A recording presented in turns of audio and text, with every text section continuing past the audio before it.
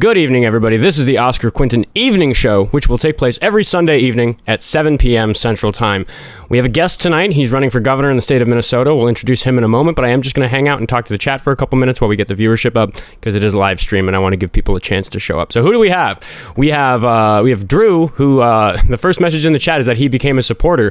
About those supporters, if you've been paying me $5 a month for nothing, on all these platforms, on Facebook, on Instagram, on YouTube, on TikTok, after today's show concludes, which I don't know exactly how long it's going to run, but after the show concludes today, we are going to have our first members only chat. I expect it to be a complete shit show. I have 4 live streams on those 4 platforms that I need to get multicasting, and I need to make sure that each of those 4 multicasts is members only on all the platforms. The idea here is that each of you will be able to actually talk to me, because I cannot keep up with the chats when I do my live shows.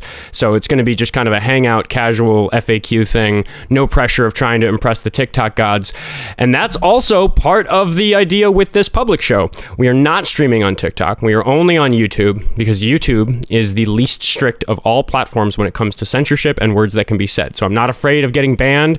We can say the bad words.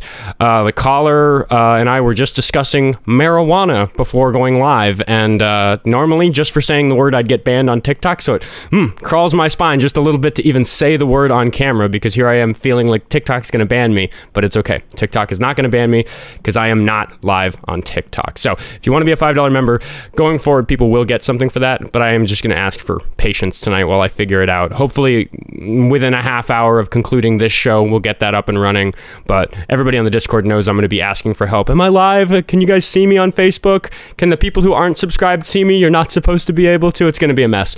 So we're going to do all that. Who do we have in the chat? We've got the regular people. We've got Tavi, who's always dependable in the chat, as is Katie, frequent contributor to the show, both of them. We've got Nikki and William and Wesley, and who else? Now I hear you. Yeah. It's my first time, and I accidentally unmuted the guest instead of myself when I started the show, but thankfully he was behaving and being quiet. Hello, William. Hello, Doctor. Good evening, everybody. Raven's here. That's a mod. We've got Canadian Vicky. We've got Jazz. We've got all the regular people. Every time I stream outside of my normal hours, outside of 10 to 12, it's always a little concerning if we're going to have people show up, but people are showing up, so that's good. Where are we on time? We are, let's see, getting in here about 6 minutes. Good. All right. I think with that being the case, I am going to open up the call. Oh, and we have William, who just joined as a monthly follower, or a monthly subscription. What are they called on eBay? Or this is me not being able to talk. What are they called on YouTube? Memberships. Members. There's subscribers elsewhere. There's followers elsewhere. I got to learn all the things. Let's not get too tongue-tied before I bring the guest in. The guest today is going to be Tom Evanstad, who has just drifted out of frame, but I'll put his camera up. Not that one. There we go. Here's an empty frame where Tom Evanstad is supposed to be. He's leaned out of frame to perhaps do that thing that we were talking about, not being able to say on TikTok Live. So whenever he's ready, he can hop in, and I think I'm just going to let him introduce himself, and we can get started. Greetings, Oscar. I apologize for moving out of frame for a moment. This is a tremendous opportunity, so I want to thank you very much, in all seriousness, for the opportunity to have a conversation with me. And greetings, everybody. Greetings, America. Minnesota. Tom Evanstad, running for governor, DFL. I'm running purple. State over party. Most important thing I can really tell you. I'm running against the DFL and against the GOP, labeled DFL, but I'm running right down the middle, purple candidate. And again, thank you, Oscar. Looking forward to this conversation.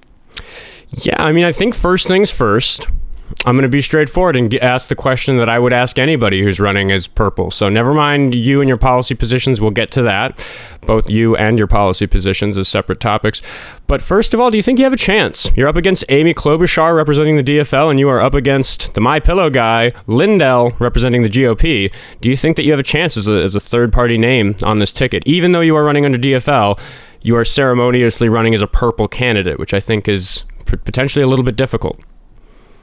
Thank you. I do believe I have a chance.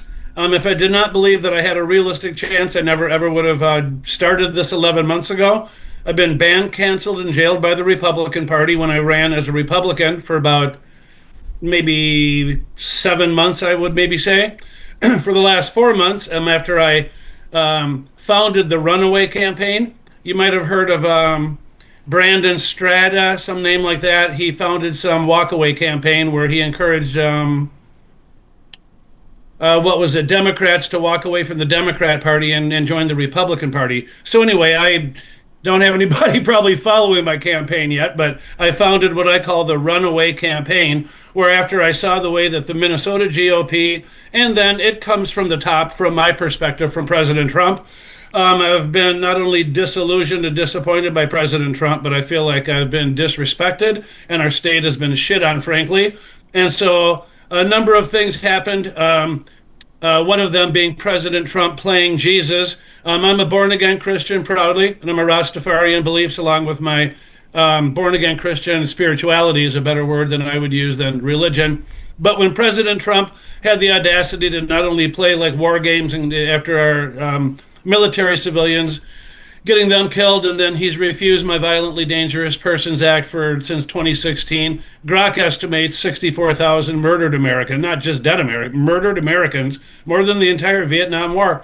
So anyway, with the way that the Republicans banned, canceled, and then literally jailed me, as an outsider who had gone into headquarters, and I videotaped it, where there's nobody home at the GOP headquarters. Alex Plekich is not there. The volunteer sheet didn't have a name on there for 4 months before that. There's literally nobody home there. So I discovered that it's all fraud. If you send them donations, there's nobody there. They're not doing anything, but Plekich is on the beach in Naples. So it's all complete fraud on both sides. And then as I ran as a Republican, Oscar, people like Kristen Robbins, my first political event as an outsider governor candidate, all of this is true, my hand to God, my right hand to God. I was at Carver County. They invited me out there for the shindig, the forum, where Adam Schwarzy and Royce White, they had a little forum, little debate.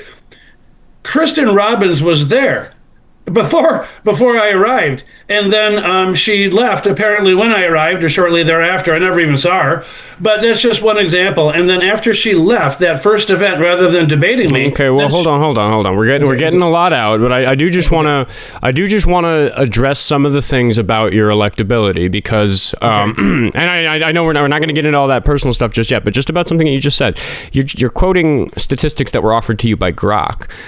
Do you think that a political candidate should be citing large language models for data? I think under the circumstances, Oscar, where I have not been able to get the advisory opinion from Keith Ellison or from Mary Moriarty that politicians on both sides of the aisle have asked me for, and I haven't been able to get Republican Jim Abler to move it along for years, any more than Zach Stevenson on the other side.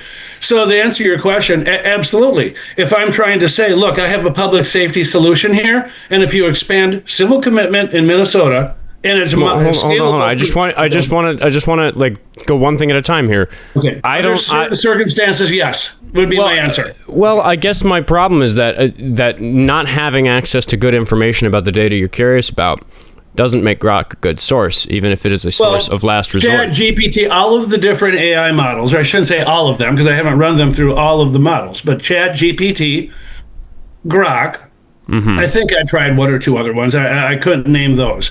But it is, it's consistent, and it just makes common sense. If you would, for a moment, just hear what it is. It's expanding civil commitment in Minnesota beyond what I call the low-hanging political fruit of the sex criminal to include violent criminals.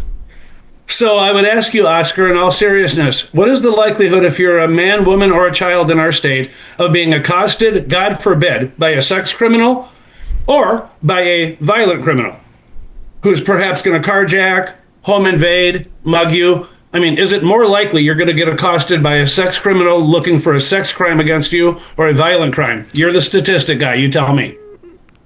Sorry, are you asking, is it more likely to be accosted because of a sex crime or a violent crime?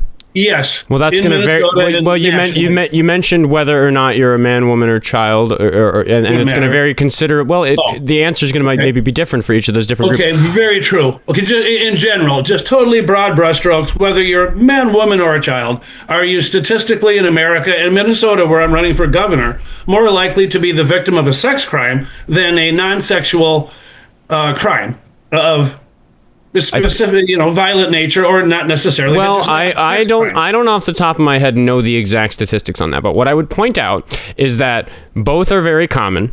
A lot of people in their lives have some sort of sex crime committed against them. A lot of people have some sort of violent crime committed against them. But each of them present in varying degrees. You can have a very minor sex crime, which, I mean, I hate to call any sex crime minor, but I will, because we have to be able to compare a violent rape to maybe grabbing somebody in public, or just, overstepping your somebody's physical boundaries and then stopping. Like, that's not as serious a crime, and that sort of thing happens every day to lots of people. And then more serious violent crimes are more rare, and it's the same thing with non-sexual violent crimes, where you can have somebody, you can have, just to get to the other side of it, you could have somebody brush shoulders with you walking down the street, and that's a pretty mild violent crime that wouldn't go reported, and it's very hard to have data on that sort of thing. That's not a violent crime. That's not categorized anywhere near a violent crime. I'm talking about rape, it's murder, an assault, home invasion. If somebody brushes your shoulder, specifically what I just said is that we have to define how serious each of these crimes is before we can compare their incidence. And given that you're saying that it has to be serious, some sort of home invasion or violent assault with a weapon or a murder or something like that, I assume that sort of thing is probably more common than violent sex crimes of similar severity, but I really think that we'd have to operationally define that. I'm really only speculating. That'd be difficult to sort out in the data, because you'd have to look at exactly how these crimes are defined in different places. Okay, but here's the reality, Oskar. I'm not a data technician, with respect, geek guy, numbers like you. I'm a guy who was in our prisons for 10 years. I lived with these people for a decade. I've forgotten more about public safety than our public safety cumulative people will ever hope to learn. So you're talking to somebody who knows this stuff. I know what I'm talking about. So let me just try to inform you. The likelihood of you being accosted by a violent criminal versus a sex criminal is about 100 to 1, maybe 500 to 1. The likelihood that you're going to get touched up by a sex criminal during the course of your day is minuscule to 0. For a woman, it is certainly obviously much higher, but the likelihood that somebody's going to stick a gun in your face and carjack you or mug you or break into your home with guns, but anyway, we're kind of moving all around off topic. So, what I want to well, we are moving around quite a lot, and I guess you think that there should be treatment for violent criminals? Is my premise to you that just like sex criminals that are 85% white, think of this: MSOP is 85% white. It's $125 million tax suck. It's death row that not one of you have ever gone protesting at. Even though you've been at anti-ICE constantly, I see it, all these things. So anyway, these are U.S. citizens. Brad Stevens, Chris Crick, they're sentenced to 20 months. And wait, let me finish my point. If they're sentenced to thank you. If they've been sentenced to 20 months and they've done their time, and then they've been there 20 years, and they have their security counselors writing reports saying, this guy could live with me, he could live next door to me, this guy is safe to be in the community, but they're just caught in the political safety that I've talked with you about. So anyway, what my cornerstone public safety measure is, and why I am ranked number 1 in our state in public safety as the state's convicted rapist and convicted stalker, is that I pioneered. We'll get to that. Thank you. I'm sure I pioneered GPS for actual sex offenders in 2003. If the state would have listened to me in 2003, Drew Shadeen would be alive today rather than kidnapped, raped, murdered by Alfonso Rodriguez Jr. I just want to clarify because we're trying to talk about your platform. Yes. You have this comparison you're offering of the incidence of violent crimes that are non-sexual versus sexual crimes. Yes. I'm not totally understanding why you brought that up or what it has to do with your platform. Thank you. Because it's sex criminals have treatment at the Minnesota Sex Offender Program, which is in Moose Lake North, and it's in St. Peter South. It's a $125 million tax suck when $125 million will house every single homeless person, according to Grok and Chat GPT. Well, so it's a big money. So there is something I want to just broach here, which is I was going to wait until no similar violence treatment, Oskar. No similar violence treatment. Okay. That's what I was gonna wait until later in the interview to bring this up, but I feel like we're kind of in that neck of the woods. Sure. I'll let you start. Do you want to talk about maybe why you personally might care about how sex offenders are treated in Minnesota? Yes, thank you. I care about everyone's rights, whether it is people that I disagree with vehemently, like sex offenders. I was in prison, labeled, I was prisoner number 172482. I had the gangs all come at me initially when I got to prison as a sex offender. Yeah. And to make long story short on that, they extort sex offenders and they beat them and they fuck them and they do whatever they want with them in our prisons. And none of that ever happened with me. I got assaulted 5 times, having to fend off, like a rogue person when I would get to a new prison and they didn't get the word out on me. But the gangs all came to me early on, Oscar, and I gave them my paperwork, and that went around from the Crips to the Bloods to the Natives to the Asians and the whole whatever, all these different gangs. And then the paperwork all came back. There wasn't a piece of paper missing, probably 5,000 pages. And from there on, I didn't really have any problems with anybody with my case. I became like the jailhouse lawyer. I told them straight up, I didn't commit the crime. I'm not going to give you a dime. You'll have to kill me before I'd give you a penny. You're the criminals. I'm innocent. And bring your whole set. And like I say, I got assaulted 5 times. One guy had a blade about that long at Rush City. That was the only time I pulled the Jake Lang. I had to get out of that cell, and that guy was going to kill me when the door opened up. But no. Okay, hold on. Just to be clear, though, right. It's not surprising to me that you're bringing to me concerns about how sex offenders are treated versus how violent criminals who did not commit sex crimes are treated, because you are, according to the state of Minnesota, a sex offender. Correct? Yes. Yes, I know that you vehemently believe that you were wrongfully convicted, and correct. We discussed briefly prior to starting the show something that I actually agree on, which is that given that last week you spent 2 hours pleading your innocence with, who was it? J.C. Richards. He's on X. His name is J.C. Richards. He's a conservative MAGA Republican. I'm Democrat. And he was calling me names and wanting to debate, and I'm a rapist. And then afterward, he... So there exists a 2-hour interview with you discussing the details of your conviction and all of that. Right. So I'm not super inclined to grill you on that. I also know that you don't particularly want me to grill you on that. And I don't actually want to grill you on those exact details either. I do want to tell you something that I say pretty frequently on my show about Donald Trump. I want you to give me the floor for like maybe 2 minutes here, and I just want to talk about some of the ways that I talk about Donald Trump as a sex offender when I do my regular show. And I want you to plead your case to me in consideration of the way that I discuss it about Donald Trump. Does that work for you? Sure. Donald Trump is not a convicted rapist. He's not a convicted sex offender, but he is somebody who has been found civilly liable for a sex crime. He is an adjudicated rapist, not a convicted rapist. So one of the analogies I use often on my show, or I guess maybe not an analogy, just one of the tools for thinking about this, is that we have to consider that it is technically true what a lot of Republicans call into my show and say, that the burden of proof is greater in a criminal trial than it is in a civil litigation. But what people like me like to point out is that the burden of proof is lower yet in the court of public opinion. We have criminal trials where people get convicted and potentially serve a sentence, and then we have civil trials where people are responsible for something and potentially have to pay for something that they've done financially. And then even lower than that, you don't have to be so sure as a judge or a jury needs to be in a conviction or a civil litigation. If there's even a pretty, even if there's just like a decent chance that somebody is guilty of doing something really, really bad, down here in the court of public opinion, that's where people vote. People choose to vote for somebody based on what they think is probably true or probably not true. So given that you have this higher level burden of proof conviction, which again, we don't need to talk about the particular details. I can even say, just for the sake of conversation, let's hypothetically say you're completely innocent. And that's a bummer for you if you were wrongfully convicted.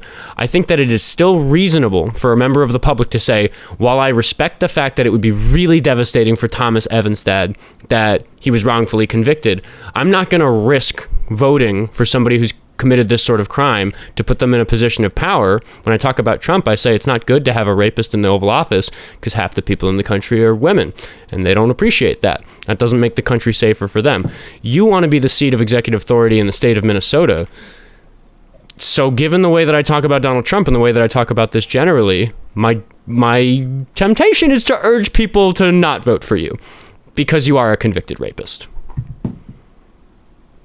Well, so much for your lack of bias that you told me before the show that you're not going to smear me like this and say that you're not going to fucking vote for me when I haven't even been able to make my case to you. So I think I have other things to do if you're going to... You just shit all over me and you lied. Well, okay, I'm trying to speak... Not vote for me. I'm caught in... Hold on a minute, motherfucker. I'm caught in between Mary Moriarty and Keith Ellison. You fucking told me during your little fucking jerk-off session that you're not going to fucking judge me unless I can make my case. You said you'd give me a chance... No, you said you'd give me a chance to convince you. And now you're telling everybody not to vote for this rapist?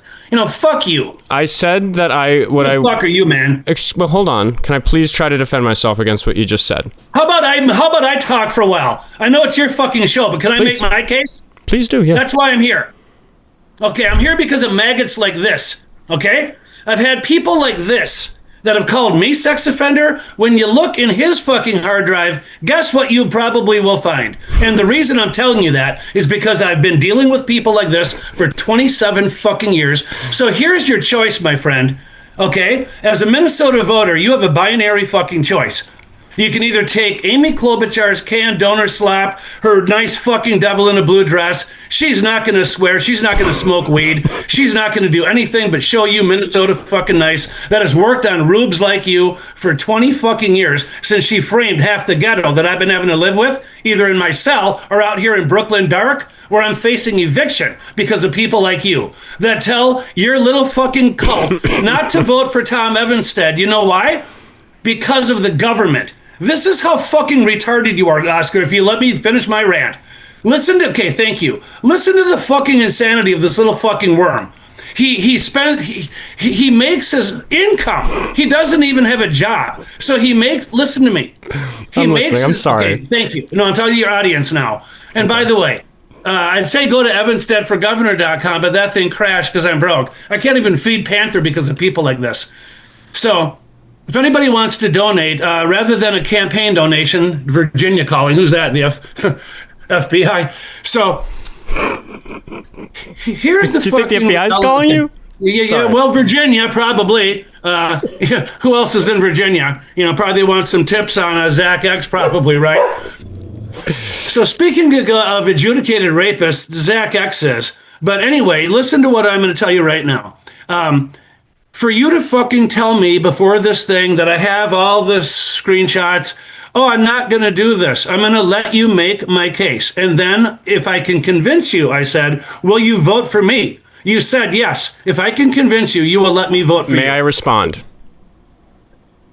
If you convince me that you would be a good governor. Sorry, pardon my dog barking. The hallway is noisy in my building today. She's an alert dog. She keeps me safe from the assassins. Anyway, I did tell you that if you convinced me that you'd be a good governor, I would support you and I would tell people to vote for you.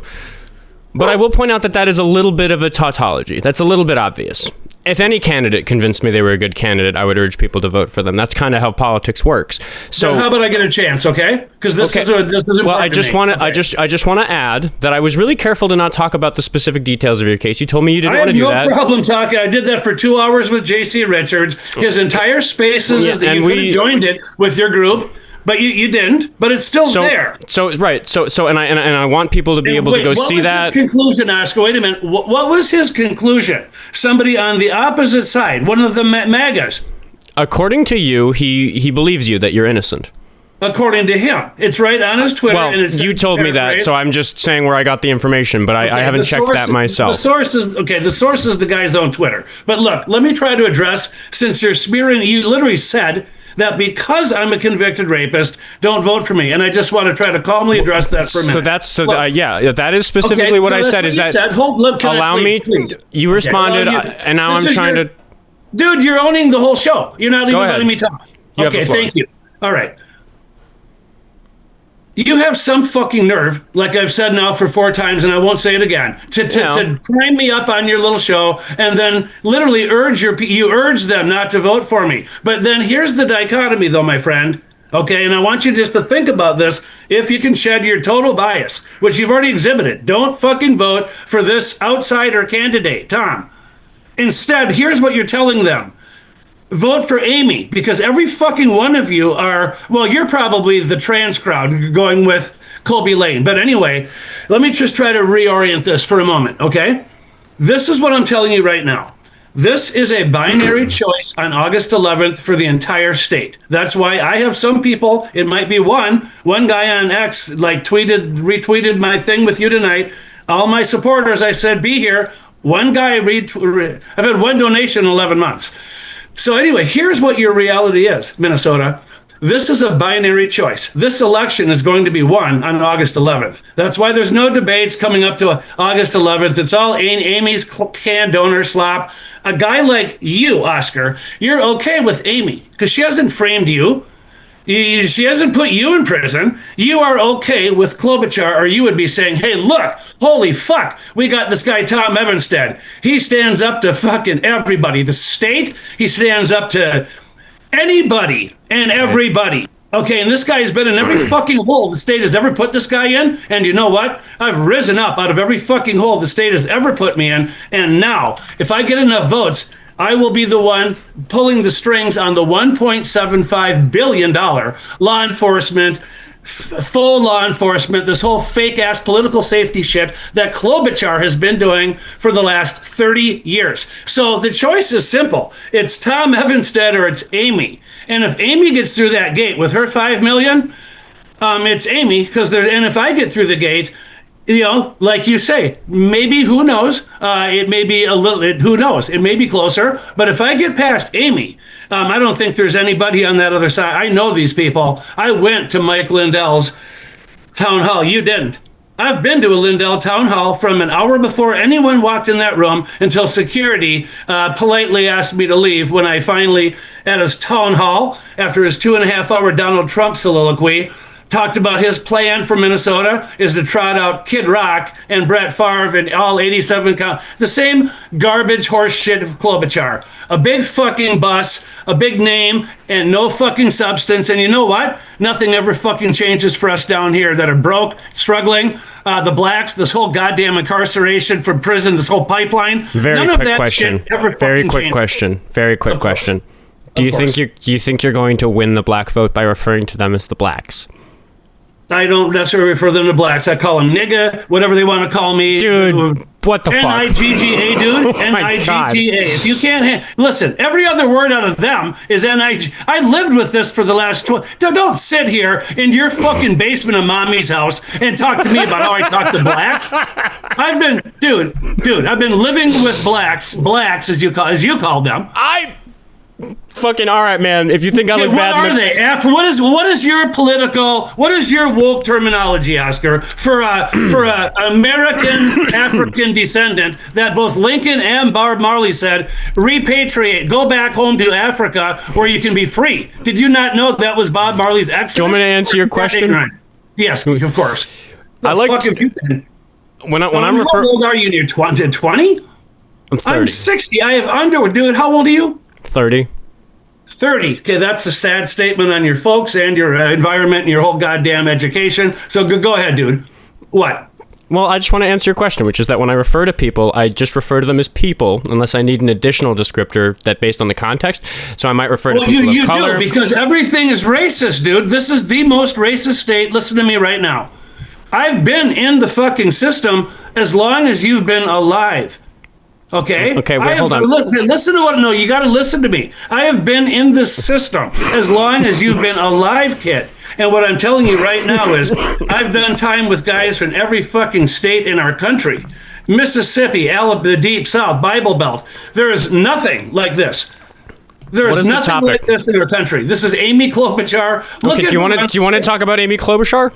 Yes, she's underwater right now. Well, hold on. Can I just get... a lot of my viewership is international. Or not international, she's it's national. Underwater right now. It's people who aren't just in the state of Minnesota. Can I just talk about Amy Klobuchar for like a second? People do not want fucking Amy Klobuchar. Can I just talk about Amy Klobuchar for 60 seconds to give some background? There are people watching who don't know who she is. Okay. She's a senator in Minnesota. She's been a senator here for 20 years. So she has a pretty reliable seat. On the DFL ticket. For some people, they discussed this in the chat earlier, but the DFL party is just the Democratic Party in Minnesota. We just have a funny name for it because of some history where it merged with the Farm Labor Party, but it is just the Democratic Party.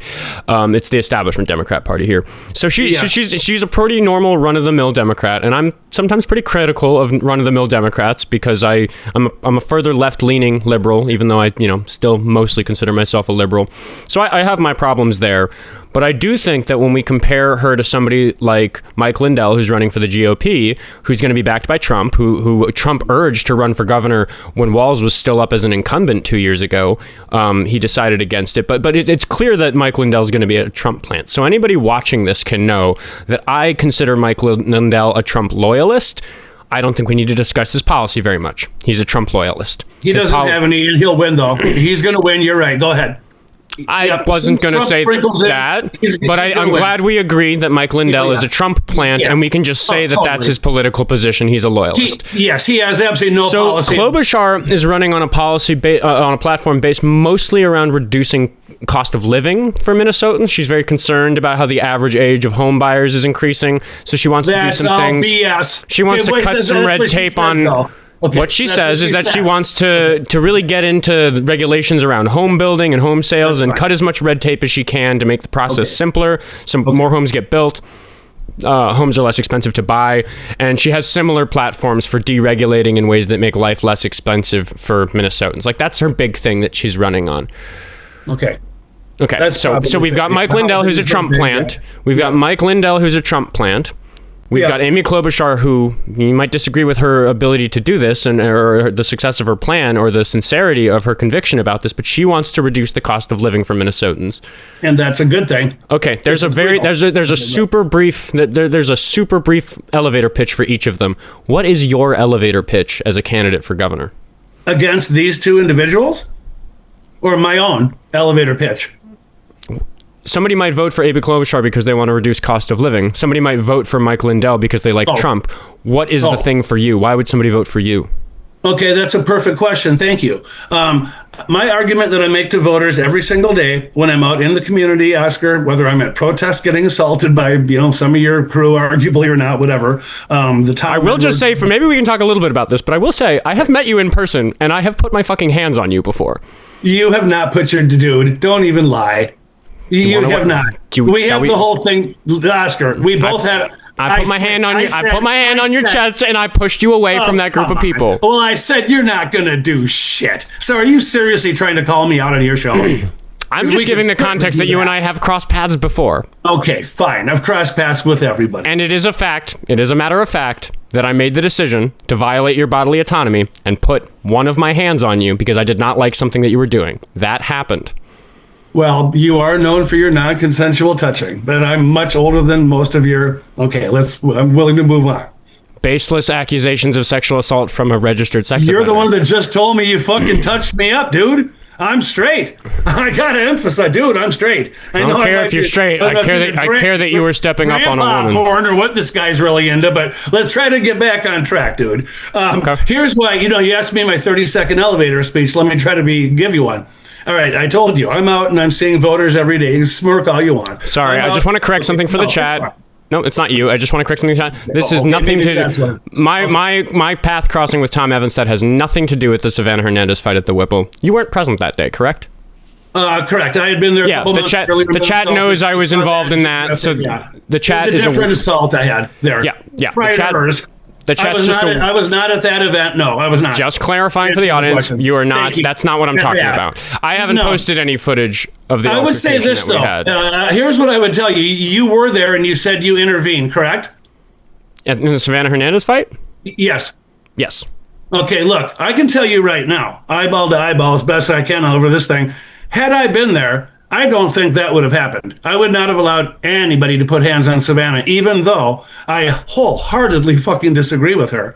And I believe wholeheartedly that she only went there that day because she saw my videos of the exact same behavior, only I didn't get shoved to the ground by Chris or anybody else, but they surrounded me and that's all on video. It was really very bad. It made her shit look like she's laughing through the whole thing. I have my own take on that. It's nothing but grift. It's all MAGA bullshit, midterm sympathy ploy, absolute, total turning point bullshit. Okay. Trump down. That's JD Vance. That's forgive me if it got swallowed. But she should not have been assaulted though. Well, I just want to get back back. Yeah, I don't want to get too sidetracked by the Savannah Hernandez thing. She should not have been assaulted, though. No, I agree. I think it was bad what they did. Wrong. Yeah, I've been clear to the public about that. For everybody watching, I will be having the Ostruskos on as a guest, pending their lawyer's approval.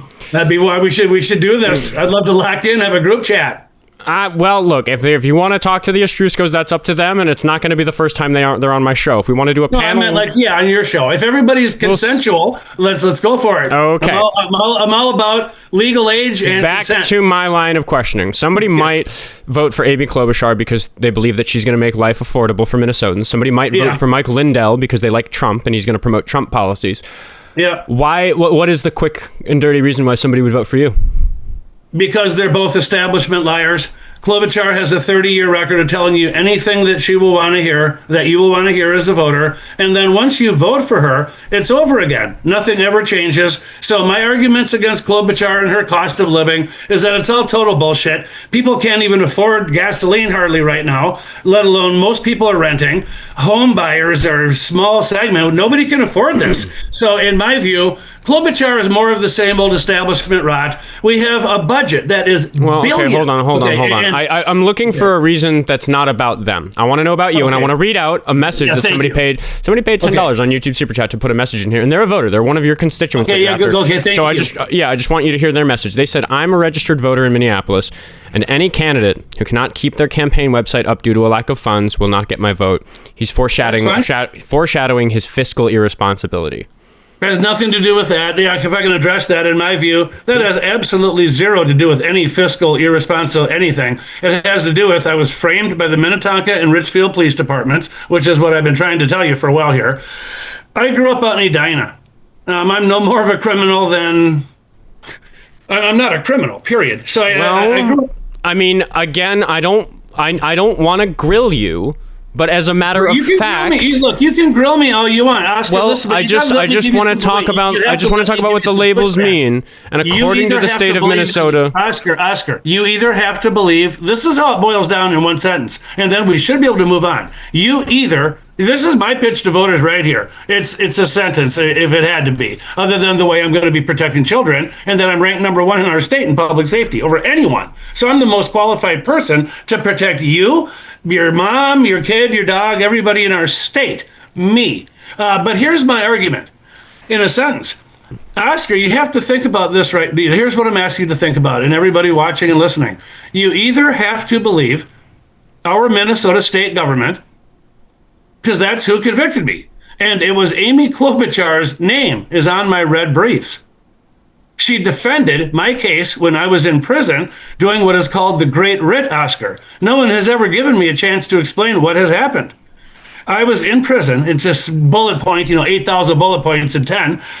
I'm in prison now, okay? I've seen how the system works, Oscar. They offered me time served, go home. I didn't take go home, which was 3rd-degree assault, no sexual anything, like I shoved a guy in a bar. I rejected that. At that time, 30 years ago, 27, I believed in apple pie, the white picket fence, America. I thought if you were innocent, you go to trial and you clear your name, you go to trial. And instead, the plea offer was a simple 3rd-degree assault, no sexual anything, 27 years ago. And I told my defense attorney 2 years before 9/11, go tell the prosecutor, Stu Shapiro, who still works for Mary Moriarty. Stu Shapiro still works for Mary Moriarty. 27 years ago, I told Fred Getz to go tell Stu over there, I don't negotiate with terrorists, Oscar. No, this wasn't the buzzword 2 years before 9/11. That was after 9/11. Okay, so I told from the chat. So the state extorted me. It was sign here on the dotted line, go home, 3 years, it'll reduce to a gross misdemeanor, Oscar. But I said, no, fuck you, because that's who I am. I'll own that. I said, fuck you. I'm not signing shit. I didn't fucking rape her. I don't have rape in my DNA. There must be some fucking way to prove this. So I went under the polygraph, if you've heard of that. That's the lie detector test. Okay, Barry Woodgate was the state's foremost examiner. I don't know if he's still alive or dead. I looked him up a few times over the years. Anyway, I have the polygraph. I could send it to you. I'd have to find it, but it's in my Evanston. I would love for you to do that. Okay, thank you. It's in my Evanstead v. Ellison lawsuit, federal lawsuit, all known surviving case documents, thousands. I brought them into the federal court when I was going homeless. Okay. I have a question. I'm going again now. I have a question. Okay. And then Lindell and Klobuchar, I can answer you on either. No. That I think we've moved past that, but I'm trying to understand. I'm running on public safety, safeguard children, to empower parents, lots of homeschooling. I'm running to defend us and protect us, Oscar, from Trump and ICE.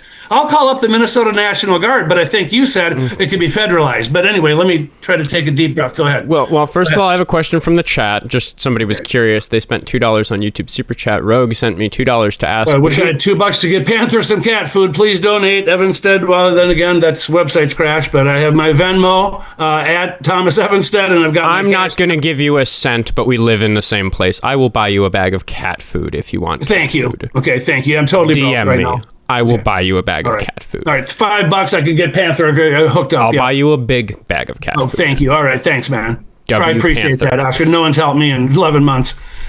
All right, thank you. Anyway, Rogue wanted to know for $2 on YouTube Super Chat if you would accept a pardon for what you did.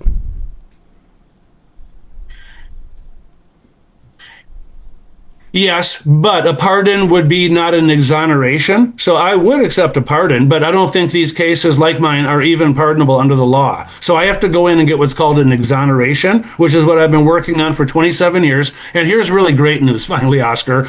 The New York innocent, here's what nobody knows about Klobuchar yet. And, when you ask me, can I beat Amy Klobuchar? Oh, absolutely. I'm a man of faith, Oscar. But to answer your question here, what was his question? I don't want to lose track on that. About whether or not you'd accept a pardon. And it sounds like you would accept the pardon because that'd probably be useful to you, but you would lament the fact that it's not an exoneration. Yes. And then I just wanted to touch on the fact that the New York Innocence Project, this is, oh my good Lord, when you said, do I think I could win this race? Absolutely, Oscar. The reasons I think that I can win this race and why am I running for governor is because of my 60-year life. If I thought that any of these candidates that were running were good people that cared about the people and were running to help us, I would not be running. My personal story, without going down this rabbit hole, is for my own self. I have gone to the Capitol for 20 some years, both sides, since I got out of prison, whatever it is, 15 years ago. Okay. I've called Mike Lindell when I've been in trouble. And anyway, then I run for governor. I've reached out to Dameth and all these people. So I know who all these people are. And if I believed, Oscar, for a moment, that any of these people were going to help us, whether it's Qualls, Dameth, Mind Pillow, I call them, Hitlerian, Trump, lackey. I'm just really trying to understand. Here's how I think we should judge whether or not. Amy is the police state, brother. She is locked up half the ghetto. Think of if she becomes governor. Holy fuck. Klobuchar? Can I get a question in? Yes. Super racist. Super fucking racist, Amy.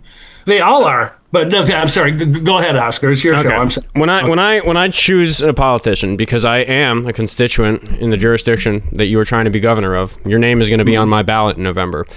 Yep. I try to imagine what it's going to be like if that person wins. Yes. And you and I have been talking for about 40 minutes, and I have not gotten a very clear picture of what Minnesota will become like if you are in charge of the executive branch here in Minnesota. Okay, thank you. It will become free of the police state. That is a $1.7 billion suck. No, listen to me. Let me answer. Please let me answer. I'm gonna be a little aggressive on this because I don't like talking points and headlines and slogans.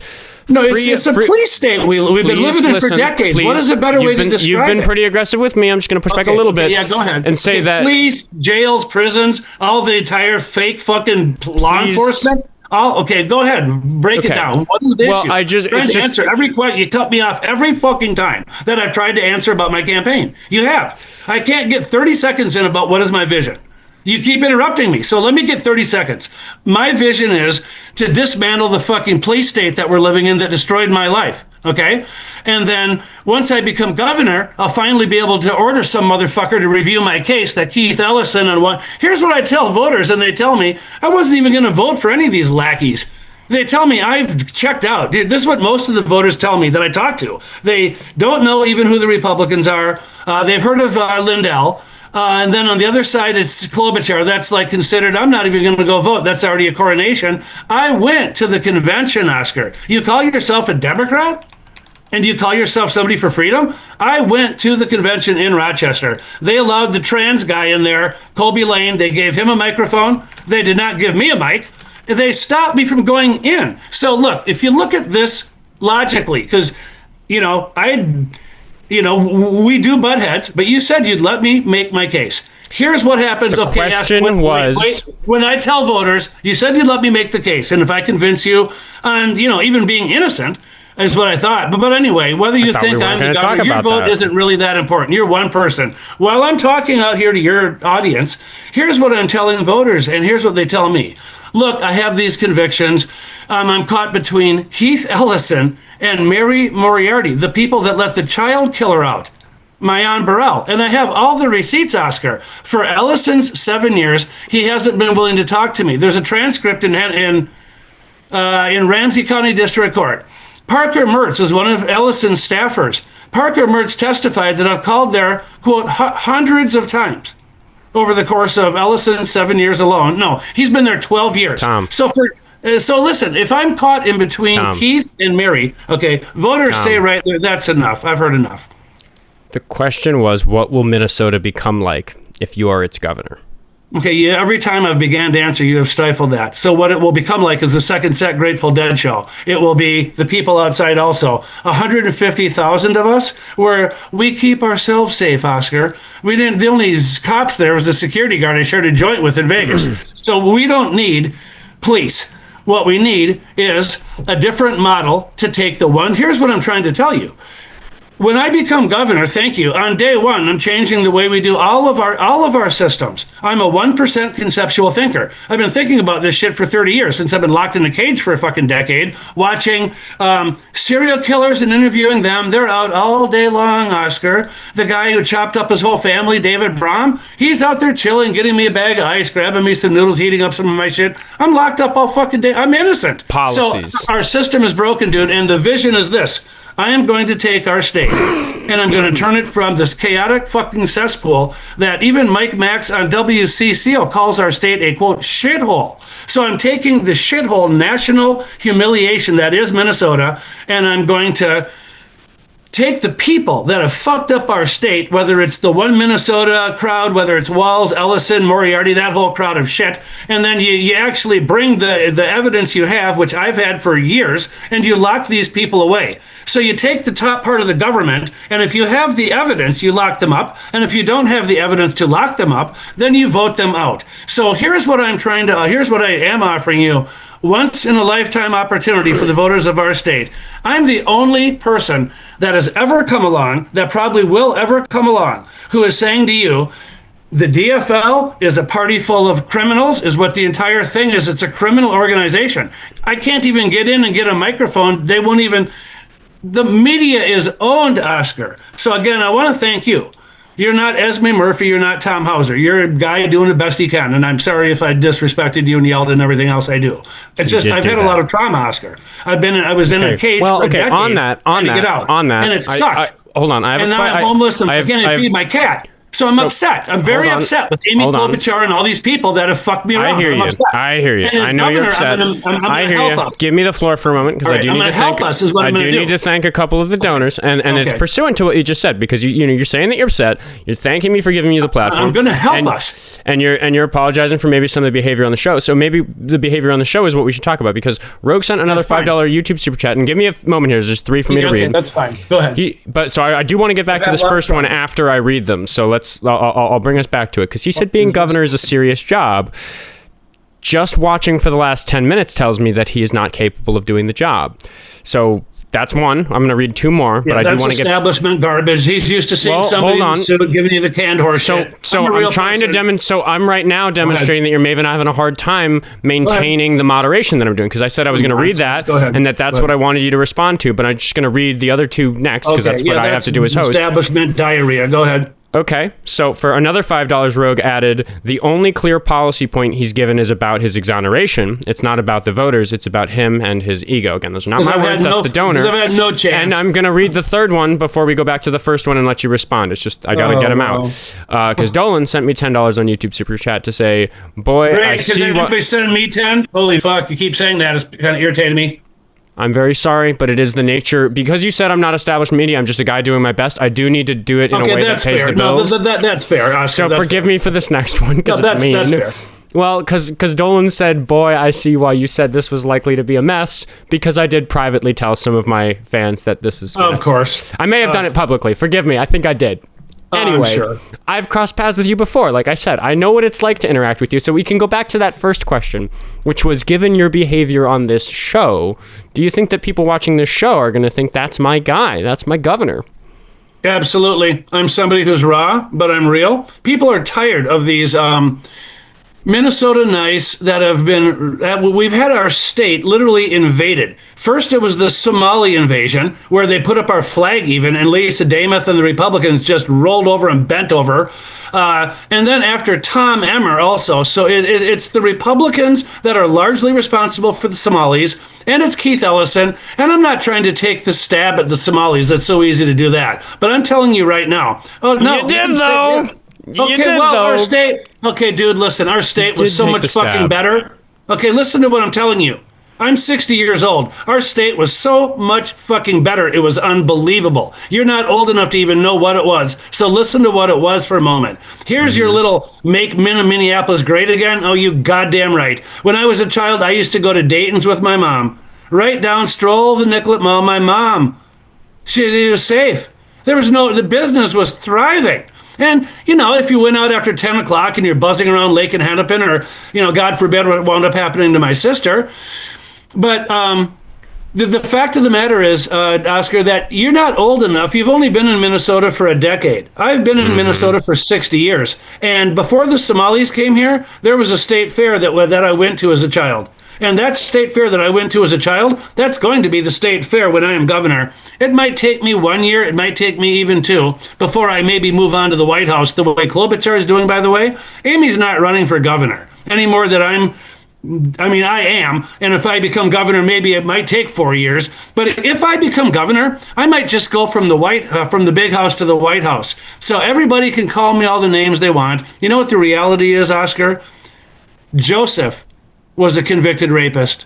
And I know that I think that you and most of your crowd doesn't believe in Jesus or the Bible or God, but Joseph was in the Bible. If you read Genesis 39, that's the first, I think it's the second known crime. The first one was Cain slewing Abel. That's called murder. And then the next crime was a false accusation of rape that put Joseph, not just Tom Evanstead, I'm no Joseph, but if God put me, you said, why am I running? How am I qualified for governor of this rapist and the stalker? I'll tell you right now, Oscar. You didn't bring up the stalking yet. No, that's fine. Oh, stalker too, ham sandwiches. They've got second That was a question I had earlier, but it got a little. One thing that I wanted to say earlier that got a little sidetracked. Hold on, all kinds of stuff they've made up over the years. Drug charges, all kinds of shit. Tom, I have a very unrelated question, but I do just want to get a grasp of how you're handling this interview. What percentage of the time, because it's been about an hour that we've been on, what percentage of that time do you think that I have been talking, and what percentage do you think that you have been talking? I'd say maybe pretty close to even. I'd give you a little bit of more time. Okay. I don't think that that's accurate personally, which is why I asked. I figured you'd answer that way because I do want to get some questions out. And this is do you have a tracker? I thought you were looking at the time tracker. I think you've dominated. No, it's not a chess clock. It doesn't. It just tells me how long the call has been connected. It doesn't tell me who's been talking for. All right. Well, I think if you want a prosperous Minnesota and a free one out of the police state, and you want the homeless housed out of the $1.7 billion. I brought that up because I wanted to try to get a question out. Okay, thank you. But I'm having a hard time getting anything out. Go ahead. Okay. You said privately to me during at the beginning of this, before we went live, you said this to me in messages, and we talked about it briefly when we connected the Zoom call, that you didn't want to be grilled about your innocence. And I would argue that I haven't even done that. I would argue that I don't really want to, because like you said, there's a 2-hour interview from you last week. That's what I'm trying to point to. That's out there. But I just want to remind you that it is a matter of fact that you were convicted. I've referred to that fact. I understand that. That means you're talking about me bringing. You're talking government. That's the government, is it not? I understand that. Okay, then how can you have your whole brand? Let me ask you a question. How can your whole shtick and your whole entire income be anti-government, but yet when it comes to old Tom Evanstead, why do I have to be guilty? Because I'm white, a white male? The government. No, let me and then wait. Hold on, Oscar. Are you aware that both Marvin Haynes and Brian Hooper have been exonerated of their crimes that they were convicted of by, guess who? The same office as me, Hennepin County. 27 years ago, Hooper did the entire 27 inside. I did 10 inside as a rapist. These guys were heroes. They were in there for homicide. Okay. They play cards. They got their whole gang buddies. So I would like to try to get my question out. It's no comparison. My question is, how is it that you didn't want me to grill you on it, but you keep bringing it up, dude? No, I'm saying you are welcome to grill me on it. It seems like that's all you really want. I mean, are we doing that? Do you want me to grill you on it? We could switch gears. I could grill you on it. I could read I could take a moment to read the super chats that came in. Campaign would be nice. Well, I tried to understand your vision. What policy issues do you want to talk about? You've already pointed them to the affordability. Let's talk about affordability. That's Klobuchar's platform. Okay. And I'm saying to you right now that platform is total lie, that it is what I call canned donor slop. That means she has people that are feeding her the money. She's been doing this now I care about affordability. Years. I'm a Minnesotan. And you believe Amy can lower anything for you? Amy. We're talking about whether or not you can. Okay, yeah. Well, here's how I'll do it. Yeah, thank you. All right, I'll end property taxes day one. You're not going to get that from Amy Klobuchar or any of the other candidates. Okay. I can say flat out, I can easily end property taxes day one. That's a pledge. I'm going to be, as I told you, taking the think of this money, okay? 1.75 billion. And it takes about 125 million, I believe, according to AI. I can't figure it out on my own, so I go to AI. And if you can do better than me, you go ahead. I can't figure out how much. Makes me want to run for governor, man. My God. No, thank you. No, you won't let me finish the question. I said I can't figure it out on my own, looking, how much it's going to cost, and you can't either, Oscar, to house every single one of our homeless. So AI gives an estimate, and they're suggesting about $125 million, and I'm telling you. How many unhoused individuals are there in Minnesota? When I looked, I don't know. When I looked it up, it showed how many and how much the cost would be per person, and it came out. Please, Google it. It might be even $250 million it's going to take. So here's what I'm trying to say. Then thank you for. I don't think we need to do the fact check. I think I was just demonstrating that you didn't try to understand it well enough to come up with a budget for it. Whatever you would say. I've had a lot of things on my plate, like trying to avoid a lot of problems circle that you don't have to experience because people are sending you $10 for your socialist slop when I'm trying to run for governor, and I'm the public safety #1 expert in our state, and I've had a $50 donation in 11 months because you're the #1 expert on. Wait, let me just give you a bought point. all the media. All the media's bought, dude. Is this a conversation? Okay, it's all bought. Is this a conversation, Tom? Can we have some back and forth, please? Do you think that it's sensible to claim that you're the foremost expert on public safety in Minnesota when you're not aware of how many unhoused individuals there are in the state?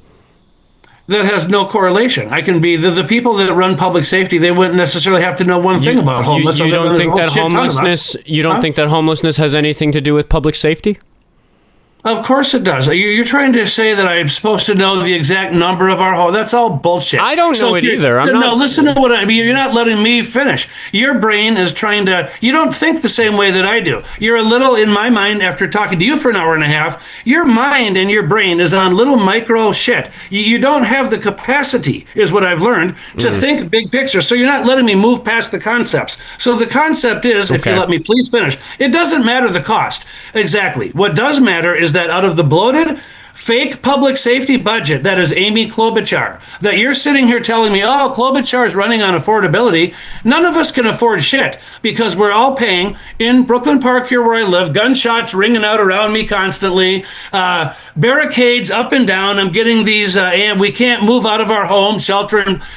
We have lost. I mean, they've won. It's the law enforcement gravy train grift. It is $1.75 billion, and you know how safe we are? Mariah Samuels went to the Minneapolis Police Department the morning of her murder. She'd been going there constantly. She had the order for protection. None of that shit works. what works is you lock the fucking violent people up in our state, which is just like I said at George Floyd Square, that little tattooed fucking Chirac rat that came up on me and told me, you need to delete that shit, Mahomes. You can't record and we own this. You delete that shit, motherfucker, or else. I said, motherfucker, who do you think you are? I'm the one running for governor, and even if I wasn't running for governor, I'm not deleting shit. I'm taking back my fucking state. Fuck you. And then I said, pull your gun, you fucking coward. And then he went back to his little chair. Then I went back to my car, and then the video ensued that was about 15 million total between just that Instagram 30-second clip. That's 10 million on the one 30-second shot, 3 million when I reposted. It's at least 15, probably 20 million. I'm driving along, and people are rolling their windows down, and they have their video cameras out, and you don't think I have a chance to win this state? I am way more popular than fucking Amy Klobuchar. The only issue is that I have not had the reach. I haven't been able to get out to the state because Klobuchar has bought she's bought the entire fucking media is what she's done. So, and then just let me say again, New York Innocence Project, Oscar, when you said, how do I really think I could really win this thing? Okay, I ran as a Republican thinking at that time that I could win the state. I was pro-Trump, gung-ho. I drove over to the Somalis to deport all these motherfuckers. I shifted my political... Tom, hold on. I need you to hold on for just a second because I have some donations to read. It's the structure of the show. I need to read them out. All right. Okay. So, Katie sent $2 to say MAGA candidate, but rejected by Trump. You can respond to that after I read the other donations if you want. Derek sent me $1. No message. He just wanted to send me $1. Thank you for the $1. And Canadian Vicky sent another $3 Canadian to say he's talked so much, yet said literally nothing. I do worry that people who are listening are not getting a clear picture of your position on these things. I will just add that Jesse sent $2 on YouTube Super Chat to say, real Minnesotans love their Somali neighbors. I agree. And Elusive Viper sent $5 to say, would you consider Google Gemini as a running mate? I think that they're making fun of your use of AI for information that you're using to run your campaign. And Derek, for $2, wants me to grill you on the anti-Somaliism, which I might do. There's nothing anti-Somalian about it, but go ahead. It's all just this total nonsense from low IQ people. Low energy. I don't think... most people who have dark skin... Extremely low IQ. Pardon me? Most people who have dark skin do not appreciate people who have light skin using any variation of the N-word. You have used the you N-word are wrong. See, on this show. Oh, I mean, so you don't like it. Or you mean the people that you have in your audience that are black? Just generally. That's nonsense. Huh? Well, then you must not have a cross-section of black people. I'm telling you that right now. Any more than Walter Hudson is black, or Damath is black, or who else? Kendall Qualls. These are not real black people. They're called Oreo cookies, okay? So the people on your show, Oscar, you can coin that one and put that on your fucking social media. Yeah, dude, this is both. Okay, dude, let me explain it. It's an Oreo cookie. Dude. Dude, in the joint, listen, dude, in the joint, there's real talk. Dude, can I get a word in edgewise? No, it's a different, I'm going to talk. I can't? All right.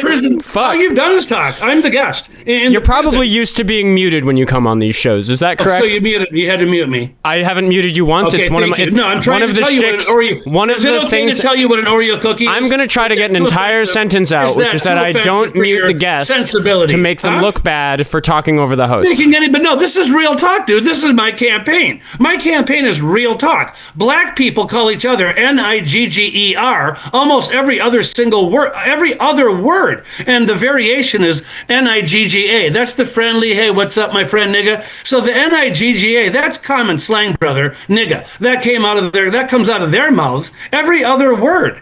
So you're not hearing me. I've lived with black people for 30 years. I have lived with black people. You have not. I've lived with black people for 30 years, either in my cell or out in the flag or in the community for 30 years. I've lived with our impoverished people. You know what? You know what color they are, Oscar? They're not white like you. They're black. The people that are poor in Minnesota are black. There are, poor white people and there's poor everybody. But the massive amount of poor people, it's called thug life. They're poor and a lot of them are criminals. Are you suggesting that being poor is called thug life? No, poverty is one thing, thug life is another thing. Okay, I'm going to read out a $5 donation from Rogue, who there's said... causal nexuses, there's intersections. There are voters in the chat who have questions for you. Okay, there are voters in the chat who have questions for you. Rogue has sent in another... It's not sanitized. My campaign is not Minnesota nice. This is I would like to ask those questions. Yeah, thank you. Okay. Yeah, so Rogue sent me another $5 on YouTube Super Chat. Thank you very much, Rogue. Rogue, you're really supporting this stream. He said, this man needs votes on August 11th and calls registered voters in his state low IQ people. Why should I vote for someone who shows disdain for me? Because you did call Rogue low IQ for another concern that he brought up. Okay, I don't feel that it was a concern that he brought up. Could you please share with me his comment, specifically the wording? It was nothing about a concern. It was some slam on me. Rogue has sent a lot of money to my stream today. I might have to scroll a little while to find exactly. How about do you recall? I mean, you're Mr. Memory. Remember, I can't. I'm not. Tom, I'm gonna be 100% honest. I'm having a little bit of a difficult time tracking this one. Not gonna lie, but you have been pretty mean generally to me and to some of the people watching. I'm a mean man, Mr. Grinch. You know what? We need a little bit of. We need a little bit Grinch. of. You are being kind of a Grinch, dude. We need a little. Look, we need a. Bill, I'm used to being attacked, but that's fine. Look, on a serious basis, we need tough, tested leadership. Trump is gonna think of what happens if Amy gets in there. He'll roll right over her with ice. They will stomp. Can you imagine Amy Klobuchar being she's the last. Amy's it. But how about me? Okay. Let's talk about you, because again, we've got constituents in the chat. Let me ask you that question. Let me ask you this to your audience. You've seen me face to face, and we've been eyeball to eyeball. I'll give you that. I don't recall. I would go so far as to say that you and I have had an altercation. I would agree. Now, based on your totality of your knowledge of me, who do you think would be stronger for our state to defend everybody, including people I don't agree with, which, by the way, I have great love for Somalis. I don't have any problem with Somalis. I have quite frankly, Tom, I think Tom that Emmer. This is an important point. Thank you. I was just was it a point or a question? That was actually what he said, was about my anti-Somali. I want to clarify. I'm not anti-Somali. Somalis take care of people in the nursing homes, probably my own dad.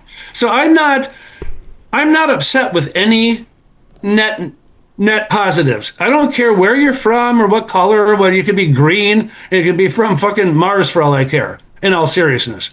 If you're a net positive, and I'm not saying I get to be the judge, it's pretty simple what a net positive is, and it's pretty simple what an extreme net negative is. So what I'm against is, thank you. What I'm against is when I was in prison, the first waves of Somalians came in. The dude, I called him Somalia. I knew the guy for years. His name was Qasim Bashir. I never forget this guy. He was a friend of mine in prison. So he was Qasim Bashir, not like friends, but like, prison friends. He was in there for some sex deal. So the Somalians that are the gang members, they have very little respect for women, the Somali gang members. I can assure you of that. Okay. I've lived with them. Do you still feel that we're getting about 50-50 airtime, the two of us? I don't know. Is that your point? I thought that your point would be, do you have any questions? I feel like I'm not getting it. Or anything like substantive. I plan to be able to, as I said. Well, so here's a comment from somebody. Livability. Okay, so I said the housing, right? I'll be able to handle thank you. I'll be able to handle the housing with up to $250 million. I think it's 125, maybe it's double. Within $250 million, we can house every single homeless person. Do you know what that would do to the crime rate? It would greatly reduce it. Probably good for the crime rate. I am in favor of housing homeless people. Okay, but I want to do that right away. Here's a question. Right away. You have said two things as policy positions during this episode that I find to be completely at odds with each other. Okay. Which is that one, you're going to house all of the homeless people. You're going to solve homelessness as an issue. Right away. The money's there. The other thing that you said you're going to do right away is abolish taxes. Property taxes. That was not clear. Taxes. Oh, I said property taxes, not all taxes. Maybe I misheard you. How do property you? taxes. That will still cause a big reduction. Huge reduction in the state budget. How are you going to pay for Easy. all? Thank you. Thank you. Very easily. I'm going to take an absolute bulldozer to all the fraud, the corruption, all the, this office watches that office, watches this one. The entire state government, the state government on both the Democrat and the Republican side. This is the core of my platform. If they're not actual criminal organizations, they're both deeply enmeshed in the fraud. Dameth is in this thing up to her absolute eyeballs. Kristen Robbins has been there for 4 years, 7 years, for 4 terms or whatever. They've been there for quite a while. So I just want to make sure I understand. Your entire platform is predicated on abolishing certain taxes, which would reduce the budget. Not my entire platform by any stretch of the imagination. I have. I'm trying to understand. Okay. All kinds of things. All kinds of things. Okay. But how am I going to really deal with affordability? By slashing dramatically the $1.75 billion police state, as I was trying to call it before when you jumped in on that. By police state, I mean, didn't have a problem with you calling it the police state. So allow me to explain why I jumped in earlier, and I'll say what I failed to say then because I got steamrolled. I'll say it now. Which is that I don't think that getting rid of the police state is a specific policy position. I agree. Let me try to be more specific. I plan to, I wouldn't really use the term even reimagining police. That's just kind of a fancy buzzword to me. What I'm planning on doing is replacing the model of policing. I believe that police have, arguably, for better or worse, shit all over their own name so bad that there's no trust anymore within the public anymore at all. Police are like the public enemy number one. They're more hated than criminals is the reality. So in America right now, police sadly have a huge target on their back. The leadership has completely, absolutely refused to even have I've had a couple conversations with some of the chiefs. They have rejected what, as you say, this AI campaign of mine says is what is obvious. It's just obvious that I've been well acquainted with the Minnesota sex offender program. It incapacitates 750 men and 1 woman until they die. 5 have gotten out of there in 30 years. So it's political safety. It's 85% white, Oscar. And then out of the 85% white, about a third of them or 40% aren't even the level 3 high-tech sex offenders. They're roaming all over our neighborhoods. I want to take a moment to read the donations, and because one of them actually kind of pertains to that. Because Mark sent me $5 to say, still dying over the fact that his most fleshed out plan so far is using his position of power to get himself exonerated. That's not true at all. I haven't talked about that for 20 minutes, but go ahead. That's more. You brought it up about 40 seconds ago. No, I didn't. At all for 10 minutes. All right. Okay, it's not. We haven't talked about the case for 10 minutes. Canadian Vicky sent me $3 Canadian to say, if you have no funding backing, how can you campaign? That's a good question. That's a very generally good speaking. Sent $2 to say, would love to hear him answer a direct question. We'll see if that happens. And what question? What question? Well, we'll pick one. Jazz sent $10 to say, so he's been racist. He uses AI for research.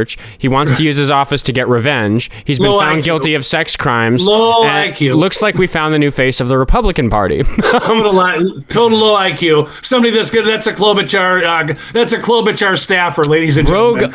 Rogue added for $2. I'm not done reading the donations, Tom. These people pay my bills. Okay, I'm sorry. Yeah, you should be sorry for more than interrupting me. But anyway, I agree. Yeah. Anyway, so a website is a tool to get your policy out there. Rogues sent that for $2 on YouTube Super Chat. So again, like just that spat of donations, that is the general impression of some of the people who are watching this show who really care about my content. Okay. How do you feel this is going for you, Tom? You mean the campaign in general, or the interview? This interview, this call? Oh, I don't feel like I've said very much at all. Oh, go ahead then. No, please. I want to make sure you have had your floor. Okay. This is your show. So I do actually think that what the donors are saying is pretty accurate. It does seem that you're driven by some pretty selfish concerns about your own innocence involving your rape case from 1999. That's because we've talked mostly about that, but that's fine. Because I could talk much more about my plans to help everybody else. Well, I asked you about how you're going to pay for these things, given that you're reducing taxes. I told you how I'm going to pay for that, which is going to be, there's $125 million tax suck over at MSOP. That's nearly eliminated day one. I'm going to keep, just rough numbers here. Out of 750, probably about 100 need to stay in there that are just too dangerous to release. The other 650, they can go out on my 2003 GPS innovation that Grok certainly says that was mine, not Tim Pawlenty's that held it up after Drew Shadeen was murdered. I have the proof and the receipts that I pioneered the use of GPS technology. And you're a tech guy. I was in prison, Oscar. And in 2003, from my prison cell, my dad was... this is hard to follow, Tom. Wait, hold on. You said I'm a tech guy, but there's something I have greater expertise than technology. The thing I have most of my expertise in, the thing that I've discovered is really my superpower, the thing that the internet has discovered they really appreciate about me, is my ability to communicate. And it is my assessment that you're not communicating very well during this call. You're not being very clear. You're not staying on one topic very long. You're getting lost fast enough when you're answering questions that you don't really get to the answer of the question. Well, it looks like you're reading some canned dog shit. So why don't you look me in the fucking eye and be a man about it?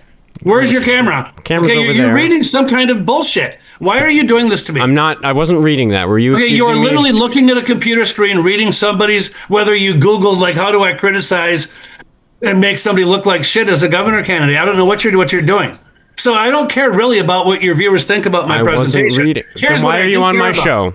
Okay, well, what I care about is getting my message. If you don't care about how you present on my show, then why are you on my show? You're running for political office. Well, if that's the way your people, if the only feedback is shit, what am I supposed to expect, Oscar? Does anybody have anything positive to say? The algorithm shows the stream to people, and they get to choose whether or not they watch it. People stay or don't based on you. And your whole crowd is against me. The people who come they're for Amy Klobuchar or most of the people watching did not know you before today.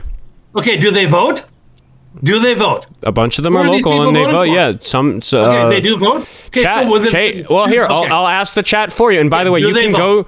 Hold on. You're curious about the chat. I would love to get you directly interfacing with the chat. In fact, I got my phone here. Sure. If you want to search Oskar Quentin, go ahead. How do I do that? Oskar Quentin, just like my name shown on the Zoom call. If you search that, you'll find my YouTube page, and there'll be a little red ring. And everybody in the chat, Tom Evansted's going to be reading your messages any moment.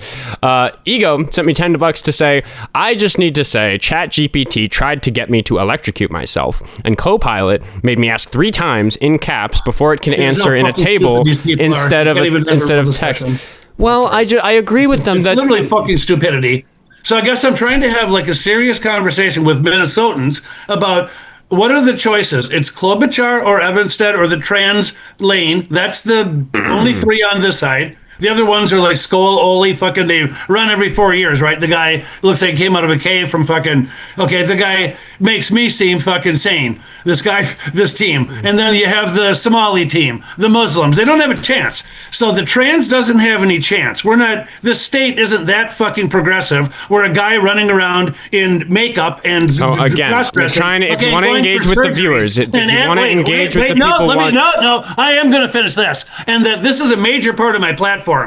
The state is not interested in men that have mental illnesses. That's why we have mental institutions. So I'm running purple. That means that Amy on the left should, if the evidence is there again, be locked up in actual prison.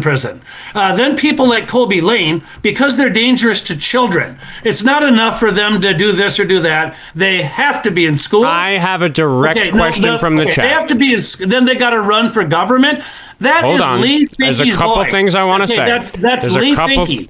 So we're not fucking doing any of that at all. I don't know what you're referring to us doing. I'm talking about the trans movement, Oscar, to be very crystal clear. I don't know how we got there. We're not doing that as far as the state. We're going to go purple. Okay, I'm going to say some things now. Okay. So I'm just going to insist that I talk for a moment because I do have more donations to read and I have some questions. Okay, yeah, you always do that. That takes more time than me talking. So the government some airtime. It is what's paying for the platform. Let me make one more point. Thank you. Thank you. Thank you. The government said I was there. Our state government, Oscar, said about medical cannabis patients, and here's what law enforcement said. No, fuck that to medical cannabis. They can go to a weed-friendly state like Colorado. I was there. So my message to trans is if you are safe and you're not trying to influence children at all, which I don't know one of them that doesn't have any influence on children, they need to go to a San Francisco or some fucking trans-friendly state. Minnesota is going to be about protecting children under Tom Evanstead. And when I talk to voters, we've had enough of this bullshit from Trump and ICE and enough from the fucking Lee Finke and Klobuchars and this whole DFL Ellison crime ring where Tom Evanstead is the only one in the state, Oscar, who's not won Minnesota. They reached in and they pulled a fucking child killer out. But they won't give me a review. Okay. I say, fuck you to the Minnesota government and their goddamn media. And my voters say, fuck yes, we're with Tom Evanstead, Oscar. I have the hottest campaign of the country.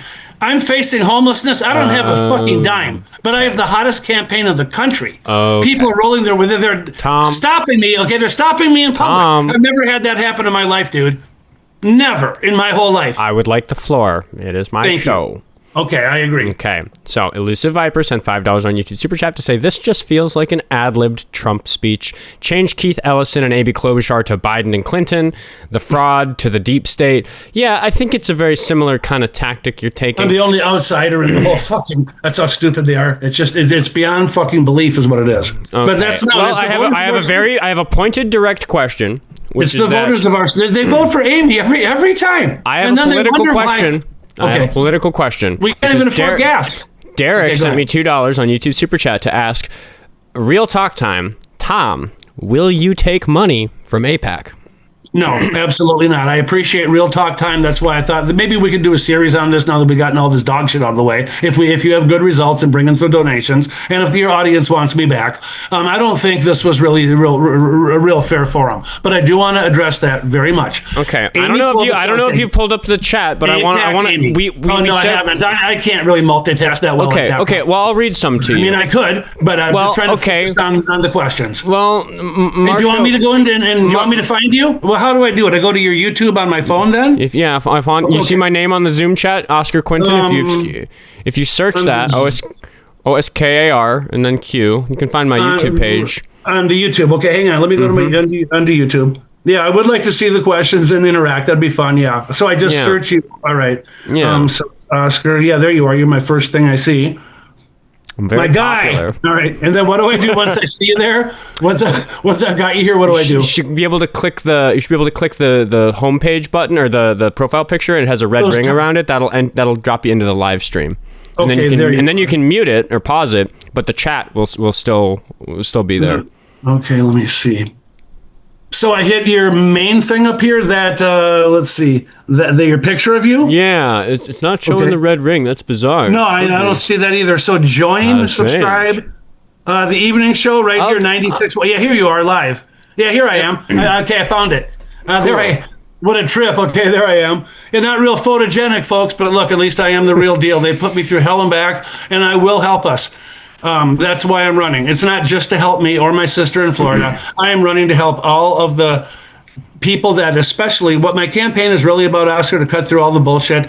My campaign is to try to help people that are in poverty, that are disabled, that have had the little safety nets pulled out from them because of what our state has done, all the fraud, and whoever is responsible for the fraud, whether it is mostly these Somali scapegoats or it's Tom Emmer, it's a lot bigger people than the Somalis. But yeah, this is wild. I'm seeing. And then you get the people with their fancy comments. Oscar. Well, so hold on, wait. Not sharing some of those. Well, I don't read them all out. There's quite a lot of them, but I just want to tell you, Tom, some of this is just excuse me. Yeah, it is a better show if you read out the thing you're responding to. So that's just going to be a little production piece of advice I'm going to give you, is that if you're going to open your mouth to talk about something that you see in that chat, do read the message out in its entirety.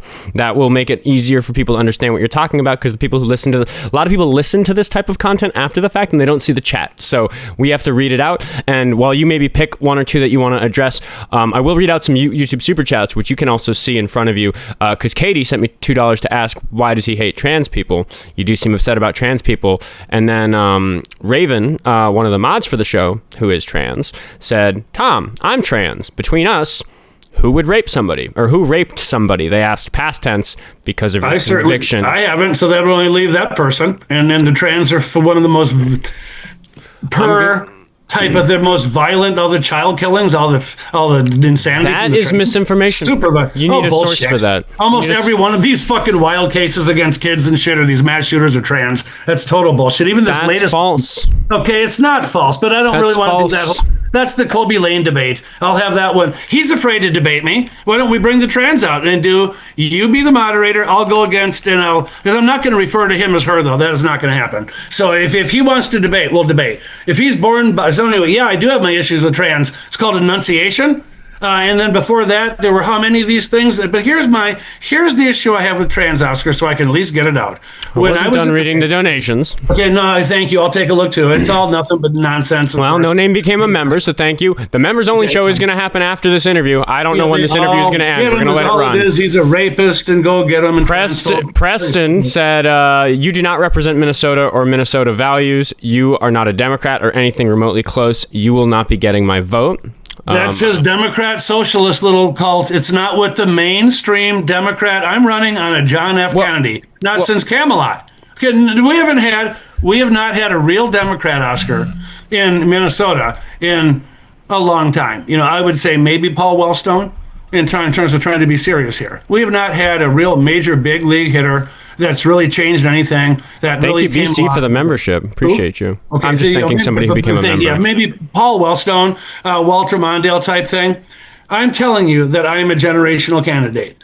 I have the cannabis vote, which is important in our state. If the Republicans get in, they're going to repeal cannabis day one. Recreational weed is gone. I know those people. I don't think that's actually very likely. I think that would be very unpopular. They don't care. It's they're run I think by one of the only things that Republicans care about is staying popular. No, not That's at all. That's why Trump is rescheduling. They would have won if they cared about being popular, right? They don't know what they're doing. They don't know how to win. And so the Republicans, I know these people, and I know them. They were my opponents. Every one of them has made pledges with law enforcement. It doesn't have to be in writing in public. Okay, they will repeal weed. And if you don't believe it, the Republicans can't win. So that's kind of a waste. It's between me and Klobuchar. Tom, the chat thinks that you need help. Have you ever seen a therapist? I'm not letting you even go there. It's between Klobuchar and I. If you want to talk about my campaign and what I'll do for the state, we can talk about that. Well, I do think it is important to talk about a person's character when it comes to their political positions. Great. And my character is, here's what I'll tell you then about my character. You can check my life if I'm in doubt. That's a Bob Marley quote. I have picked myself up and I've dusted myself off. The last time that we crossed paths, I stopped you from assaulting a lady.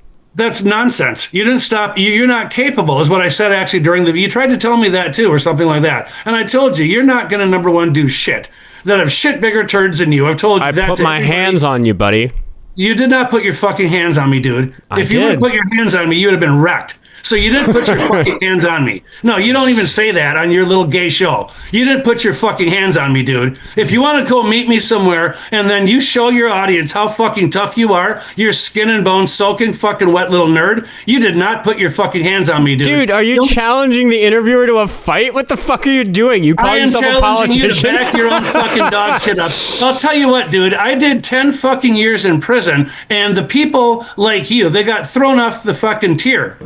The pedophiles, the smart mouth fucking little kids like you. So don't tell anybody, your viewers, that you put hands on me unless you want to go put your fucking hands on me. It's a matter of fact that I put my hands on you. I have video evidence of it. You did not put your fucking hands on me, dude. At all. One of my hands on you. Okay, well, you said you put hands on me. That's an expression. I put one hand on you. Okay, you might have touched me, and I probably didn't even notice. I assertively shoved you.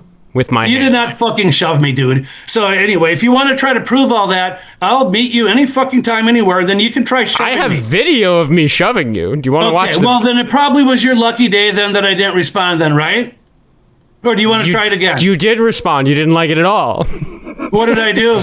You yelled at me a whole bunch, but you did get out of that lady's personal space. So it was a win for me. And then after that, I babysat you for 20 minutes so that you wouldn't bother the other protesters. I talked to you. Obviously, you're just in this to get your little fucking circle jerk off. Well, I'm just talking about what happened. 30 seconds to redirect this. I have more important things to do. I'm trying to get my cat fed, and I'm trying to run a campaign here. So is there anything else you want to know about my campaign against both sides? I'm running against both parties. I think that character is important, and when I see you in public, you're very unkind to the public. Then go ahead with Amy Klobuchar then, kid. Have a good night. Okay.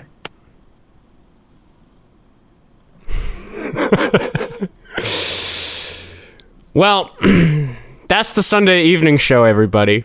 Canadian Vicky sent $10 to say 10 deserved years and you learned nothing from it. I agree.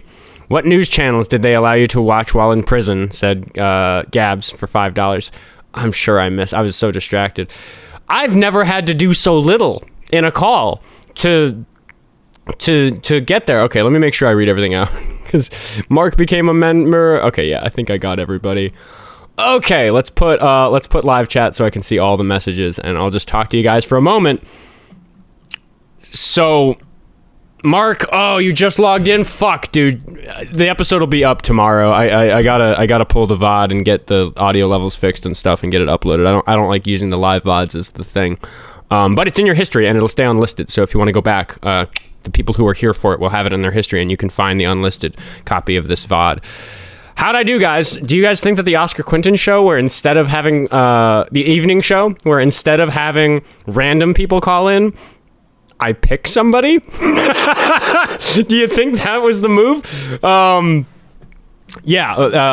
Discord's freaking out about clips. People are already messaging me about clips. Blaze just became a member. That's going to be relevant in a minute because we're going to talk about what I'm doing next with my evening. I hope to have more controversial guests. The Ostruskos, who were involved in the other altercation I was involved in over at the Whipple building, I still kind of consider friendlies, even though what they did is really bad. They are on my team. I'm on their team with the weaponization of the federal government against them because the charges don't make sense for what happened. That's my position on that. But they're pretty upset and they've got lots to say, so we just got to clear that with their lawyers. But I'm okay platforming controversial people, as you guys know. Tavi for $5 said, can somebody start a poll to see who is going to vote for this guy after this stunning interview? Page stream, Oskar fights Minnesota candidates for office. Yeah. Sorry, I have a cough today. Tom Evanstead is a big dude. He's taller than me. I'm kind of a big dude. I'm 6 foot. He's probably 6'2" or 6'3". And he seems to be in good shape, but he's 60. I think if it went to the ground, his scraped knees would bother him more than mine would. But anyway, I don't think I'd do that. I'm not into combat sports and I have no fight training. I'm not interested. Somebody said, that was the craziest candidate for government I have witnessed recently, just as bad as Trump, if not worse. Yeah, so I'm going to say that the official endorsement is not going to be given to Tom Evanstead here on the Oskar Quentin platform. I will probably be endorsing Amy Klobuchar, but not my happy, this person might change democracy in America. No, just we should pick the boring Democrat who, isn't a Trump plant and isn't a convicted rapist. I was pretty reserved throughout. We got the really good crash out at the beginning. But I hope you guys know I knew he was going to rage quit over something. So I was really carefully trying to keep him the one guiding the conversation down those paths and then just pick the questions where I thought he might answer them. Because I know he's a rage quitter when it comes to these sort of things. Jody sent $5 Canadian to say, I know he was a big douchebag, but I hope you will send the cat food to him, Oskar. I feel bad for the hungry kitty. I literally will give him cat food. Absolutely. Yeah, I will hand deliver to him a bag of cat food because I crossed paths with the guy. I saw him last Wednesday and he was causing trouble at the rally for the Minnesota 15 on the day that they all got released from holding. Did Tom know he would have to respond to the chat's comments before starting the interview? Seemed like the most frustrating part of stream for both. I mean, he knew what I did. He follows me. He knows the structure of my content, so I don't quite know. I don't know, but he did ask me about the structure of the interview, and I said open interview with comments. So I don't know. Jazz is surprised that he lasted that long. Yeah. I'm surprised he lasted that long. That being said, I am going to I am gonna wrap the show, and I'll say as we go to the 80 or so of you watching, we have a lot of new members from this episode of this first episode of the evening show, which is great. I'm gonna be spending the next 30 minutes all hands on deck trying to get a members only chat across 4 platforms working, where if you're subscribed here on YouTube as a member, as a paying member, or on Facebook or Instagram or TikTok, you'll be able to see that stream. But it's going to be a total mess getting all 4 streams working and properly permitted to be just members only streams. So people in the Discord are going to be helping me out with all of that. Anyway, I'm going to wrap the show here, but just hang tight for that. I am going to try to go live at 9. That's 26 minutes from now. That's not very much time to sort out the rat's nest of tech I need to sort out from switching this show over to the next one. I'm going to do this next week. I don't know who the guest is going to be. Might be the Estruskos, might be somebody else. I might pick like one of those famous like TikTok debaters to really say like, let's give you an hour without the TikTok filter. I would love to reach out to some of the people who get auto flagged right away on my lives and say like, come talking where you won't get banned. Because obviously, if I had hosted this stream on TikTok, it would have been taken down for some of the things that Mr. Evanstad said. Anyway, do we just come back to YouTube? Yeah, so if you're a member, like Ashley just became a member, you will just get pushed the live stream. You can go to my page and it'll show you that I'm live. You should, if you have the bell on, if you're a member, it'll give you the notification that there's a members only stream happening. If you're a paid member, it will just present to you as any other live stream would. So that being the case, I'm going to go get to work on that. Thanks everybody else for hanging out. And yes, my internet is working. That got fixed yesterday afternoon. And then 10 to 12 for the MAGA calls on TikTok Live. Still doing that every day, so I'll see you guys for that at 10 in the morning. If you're not a member, those are going to be public. This was fucking crazy. Thanks for hanging out, everybody. We'll do it again next week.